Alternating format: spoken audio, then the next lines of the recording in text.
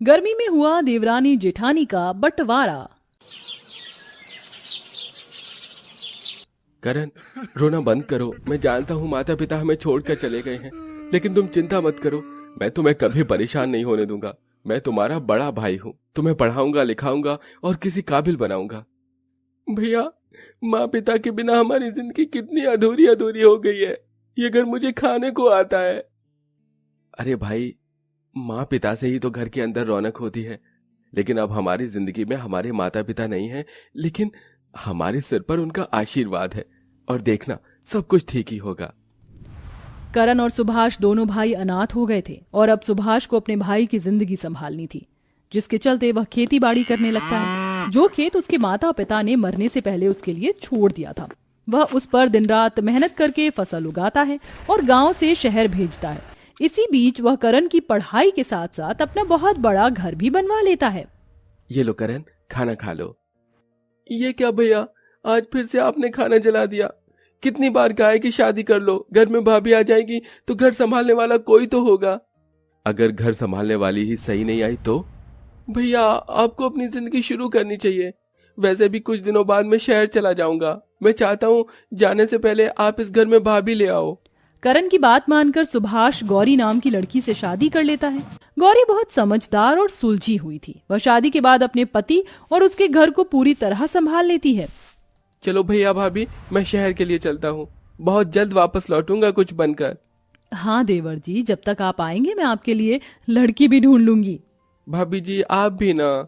करण इतना कहकर ट्रेन में चढ़ जाता है। इसके बाद उसके भैया भाभी दोनों मिलकर खेती बाड़ी करते रहते हैं और शहर में उसकी जरूरत के अनुसार पैसे भिजवाते रहते हैं। देखते ही देखते 7-8 साल हो जाते हैं। इस बीच गौरी और सुभाष को एक बेटा भी हो जाता है, जो अब 7 साल का होता है। सुनिए जी, पड़ोसन एक रिश्ता बता रही थी। लड़की बहुत समझदार, पढ़ी लिखी है और अच्छे घर की है। हमारे करण के लिए अच्छी रहेगी। ठीक है, पहले करण को शहर से वापस लौट तो आने दो। कुछ समय बाद जब करण अपनी पढ़ाई पूरी करके शहर से वापस घर आता है तो उसकी भाभी उसकी शादी करवाने के लिए उसे कहती है। भाभी भैया, दरअसल मुझे आपसे कुछ बात करनी है। मैं एक लड़की से प्यार करता हूँ और उसी से शादी भी करना चाहता हूँ। अरे देवर जी, आप तो बड़े छुपे रुस्तम निकले। अगर ऐसी बात थी तो आपने हमें बताया क्यों नहीं? हम उसी से शादी करवाएंगे जिससे आप शादी करना चाहते हैं। करण को शहर की सिमरन बहुत पसंद थी। गौरी और सुभाष दोनों सिमरन के घर पर शादी की बात करने पहुंच जाते हैं और उसका हाथ अपने भाई के लिए मांगकर वे दोनों की शादी करवाकर सिमरन को घर ले आते हैं। अरे बाप रे बाप, इतना बड़ा घर! यहाँ तो हर कमरे के अंदर एसी लगा हुआ है। मेरे पति के भाई इतने अमीर हैं, मुझे तो पता ही नहीं था। आ जाओ सिमरन, इस घर में तुम्हारा स्वागत है।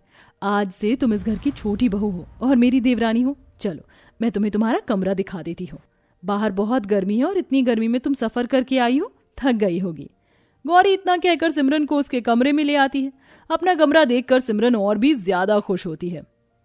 ये कमरा तो बहुत अच्छा है। चलो अच्छा है, इसमें एसी लगा हुआ है, कम से कम गर्मी तो नहीं लगेगी। तुम आराम करो, अगर कुछ भी चाहिए हो या मेरी मदद की जरूरत हो तो मुझे बता देना।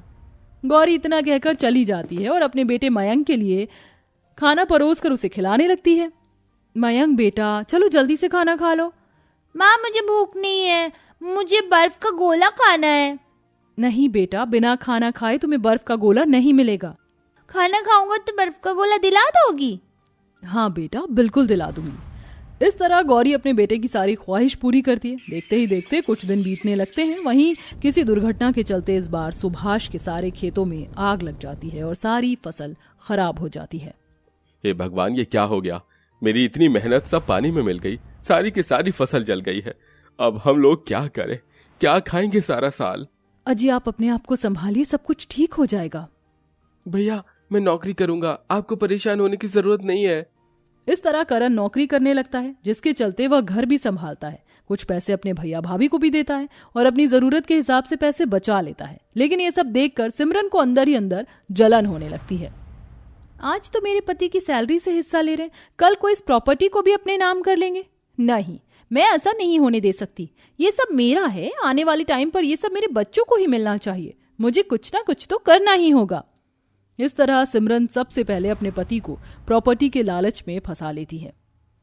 देखो जी, आपकी नौकरी प्राइवेट है, कब छूट जाए कुछ पता नहीं, और कब तक अगली नौकरी मिलेगी ये भी नहीं पता। देखो, मुझे तो गौरी दीदी बहुत तेज लगती हैं। मैंने उन्हें सुना था प्रॉपर्टी के बारे में बात करते हुए। कहीं ऐसा ना हो वो सारी प्रॉपर्टी हम लोगों से छीन ले। नहीं, ऐसा नहीं हो सकता। मैं ऐसा नहीं होने दूंगा। इस प्रॉपर्टी में मेरा भी तो हिस्सा है। इसीलिए तो मैं आपको समझा रही हूँ, समय रहते अपने हिस्से पर कब्जा कर लीजिए, कहीं आगे जाकर हम हिस्से में बंटवारा भी ना ले पाए। इस तरह करण अपनी पत्नी की बातों में आकर अपने भैया भाभी से बंटवारे की बात करता है। मुझे आप लोग मेरा हिस्सा दे दो, मुझे और कुछ नहीं चाहिए। ये रहे प्रॉपर्टी के पेपर्स, इन पर साइन कर दो भैया। माँ, चाचू क्या बात कर रहे हैं? क्या ये हमसे अलग होना चाहते हैं? चाचू, ऐसा मत कीजिए, हम सब एक साथ ही रहेंगे। करण मयंक की बातों को भी नजरअंदाज कर देता है। इसी के चलते अपने भाई की जीत के आगे सुभाष कुछ नहीं कर पाता और वह चुपचाप सभी पेपर्स पर साइन कर देता है। बंटवारे के हिसाब से घर का सारा हिस्सा सिमरन अपने पति के नाम करवा लेती है और वहीं घर का एक स्टोर रूम सुभाष और गौरी को मिलता है। माँ, यहाँ कितनी गर्मी है, बहुत गर्मी लग रही है। हम अपने एसी वाले रूम में क्यों नहीं है माँ? बेटा, तुम्हें गर्मी लग रही है? रुको, मैं तुम्हें हवा करती हूँ। गौरी हाथ वाले पंखे से मयंक को हवा करने लगती है। इस स्टोर रूम में कितनी गंदगी है, इसे हमें साफ करना होगा। और यहाँ एक खंबे की भी जरूरत है, लेकिन पंखा खरीदने के लिए भी मेरे पास पैसे नहीं है। साफ सफाई तो मैं कर दूंगी, लेकिन पैसे कहाँ से आएंगे पंखे के लिए? मैं सोच रहा था कि थोड़ा सा कर्जा उठाकर खेती बाड़ी दोबारा से करूं। ठीक है जी, इस बार मैं भी आपकी मदद करवाऊंगी। दोनों पति पत्नी इस तरह खेती बाड़ी करते हैं। कड़ी धूप में उन्हें बहुत गर्मी लगती है, तो वहीं दूसरी तरफ स्टोर रूम की टूटी हुई खिड़कियों से और टूटी हुई छत से धूप की किरणें घर के अंदर आती हैं, जिससे घर में बहुत ज्यादा गर्मी होती है। अब इसका क्या करें? ये जो धूप घर के अंदर आती है, इससे हमारा घर पूरा गर्म हो जाता है। खेती के चारों तरफ हरी हरी घास हो रही है, उन्हें काट कर इन जगहों पर लगा देते हैं। ठंडी घास से घर गर्म होने की जगह ठंडा हो जाएगा। इस तरह दोनों पति पत्नी गर्मी में घास काट कर लाते हैं और उसे खिड़की से लेकर छत पर लगा देते हैं। इसके बाद उनके घर में धूप आनी बंद हो जाती है और उनका कमरा भी ठंडा रहता है। वहीं दूसरी तरफ देवरानी बंटवारे के बाद एसी की ठंडी हवा में आराम से रह रही होती है। अब तो इस पूरे घर पर मेरा ही कब्जा है। किसी भी कमरे में जाकर कोई भी एसी ऑन कर सकती हूँ और कहीं से भी ठंडी हवा खा सकती हूँ। गर्मी का तो नामो निशान तक नहीं है। सिमरन बड़े ही घमंड में ये सब कह रही थी कि तभी बिजली कट जाती है और घर में एसी से लेकर पंखे सब बंद हो जाते हैं। अरे ये क्या, बिजली कैसे कट हो गई? शाम को जब करण वापस लौटता है तो वो बहुत उदास होता है। सिमरन, दो बुरी खबरें हैं। पहली कि मेरी नौकरी छूट गई और दूसरी कि पूरे 50,000 का बिजली का बिल आया है। जब तक हम इसे भर नहीं देते तब तक बिजली हमें नहीं मिलेगी और मेरे पास तो इतने पैसे भी नहीं हैं। अब हम लोग क्या करेंगे? तुम्हें तो पता है मुझे गर्मी बर्दाश्त नहीं होती। अब कुछ है भी नहीं करने के लिए। सारा दिन अब सिमरन और करण को घर में बिना बिजली में रहना पड़ता है, तो वहीं सुभाष और गौरी की मेहनत रंग लाती है।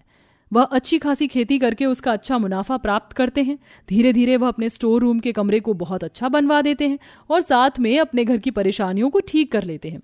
उनकी ये तरक्की देखकर सिमरन और करण को अपने किए पर शर्मिंदगी महसूस होती है। क्यों ना हम जेठानी जी और जेठ जी से मदद लें? अरे किस मुंह से जाओगी मदद मांगने? याद है ना, हम लोगों ने उनके साथ कितना बुरा किया। सारा घर अपने हिस्से में कर लिया और उन्हें गर्मी में मरने के लिए छोड़ दिया। इस तरह सिमरन और करण दोनों परेशान बैठे थे, तभी गौरी उनके पास आती है। ये लो देवरानी जी, पूरे 50,000 रुपए हैं। बिजली दफ्तर में ये पैसे भर देना, इसके चलते बिजली वापस आ जाएगी। जेठानी जी, आपको कैसे पता कि हमें 50,000 रुपए की जरूरत है? माफ करना, मैंने तुम्हारी बातें सुन ली थी, मुझसे देखा नहीं गया तुम्हें इस हालत में। ये सुनते ही सिमरन की आंखों में आंसू आ जाते हैं और वह गलती का पछतावा करते हुए गौरी को गले से लगाकर माफी मांगती है। अरे अरे, रोने की जरूरत नहीं है, सब कुछ ठीक हो जाएगा। इस तरह देवरानी को अपनी गलती का एहसास होने के बाद वह सब कुछ पहले की तरह करने के लिए सारी प्रॉपर्टी वापस से सुभाष के नाम करवा देती है और वह सभी उस बड़े से घर में एक साथ पहले की तरह खुशी खुशी रहने लगते हैं।